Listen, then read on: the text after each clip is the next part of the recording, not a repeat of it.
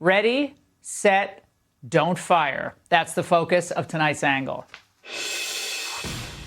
Thanks to House Republicans and Gold Star families who refused to take silence for an answer, former Biden officials were forced to sit and answer questions today on that disastrous Afghanistan withdrawal.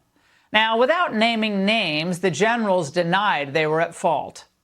If there is culpability in this attack, it lies in policy decisions that created the environment of August 2021 in Kabul. Do you believe that if state and DOD were on the same page, that Bagram could have remained a viable option? Once you go below 2.5K for U.S. forces, you can't hold Bagram.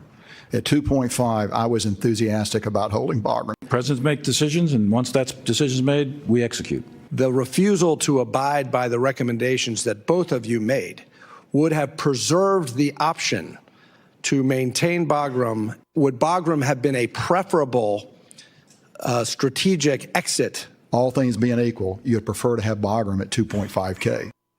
What the generals are saying is that the resources and troop levels were not sufficient for a safe withdrawal from both Abbey Gate and Bagram. How strenuously, though, did they argue that point? Did they warn of the potential for a significant number of U.S. casualties? Now, some of this is just common sense.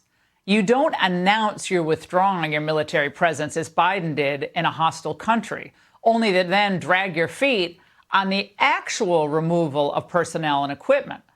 The term sitting ducks coming to mind? Again, Milley blamed Blinken and Biden without using their names. On 14 April 21, President Biden made the formal announcement of his decision to honor the Doha Agreement with a military withdrawal while maintaining a continued diplomatic presence. The Department of Defense understood that our mission was to conduct a retrograde of the remaining U.S. military forces and equipment while leaving a small contingent to defend the American embassy while diplomatic outcomes were negotiated. On 14 August, the non-combatant evacuation operation decision was made by the Department of State, and the U.S. military alerted, marshaled, mobilized, and rapidly deployed faster than any military in the world could ever do. It is my assessment that that decision came too late. Well, the Department of State is not a person, of course. And of course, this all begs the question, why on earth did we stay in Afghanistan for 20 years?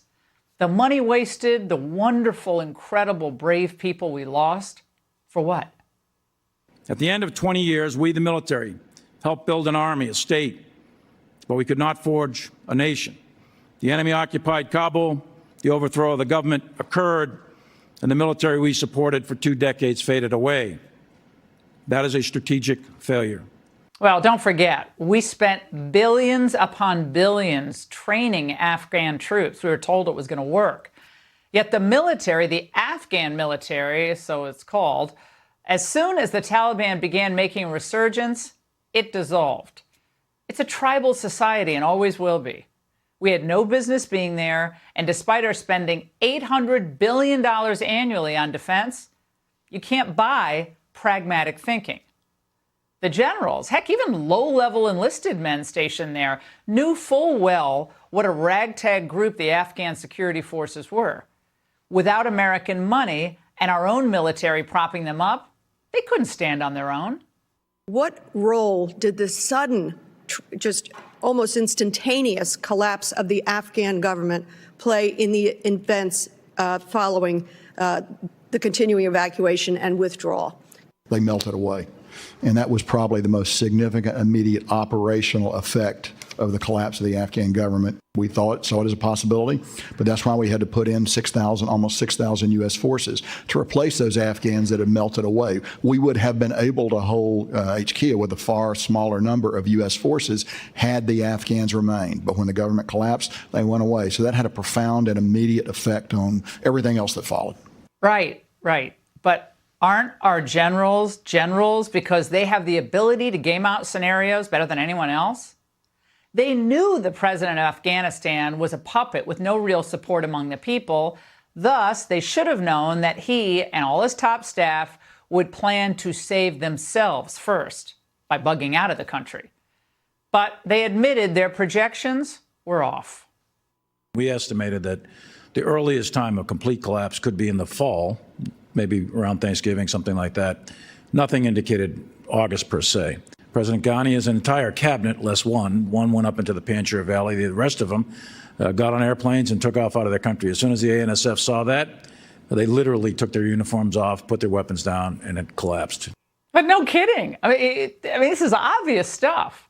And this was predicted by people who were critics of this conflict from almost the beginning. And at one point today, General Milley seemed to indicate that real accountability may be long, long off. Lots of documents need to be produced, and other military personnel need to testify.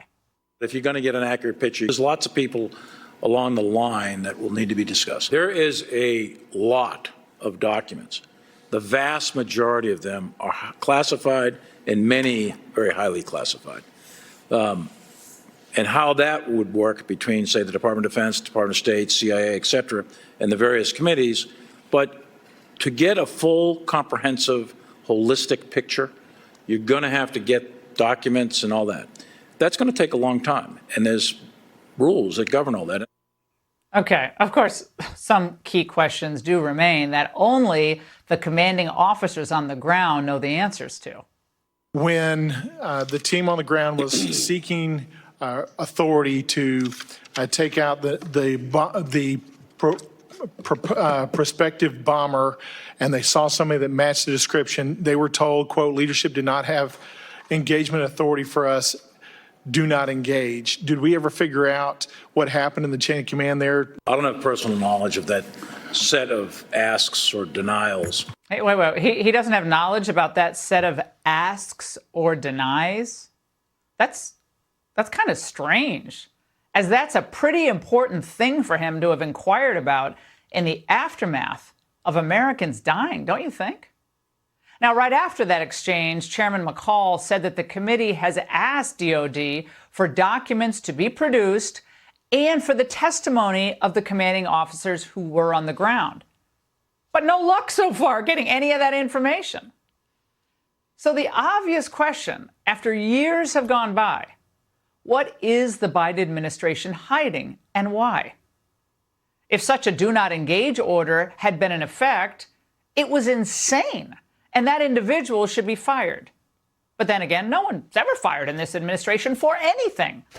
Secretary Austin wasn't fired after being missing for 3 days and failing to disclose his hospitalization.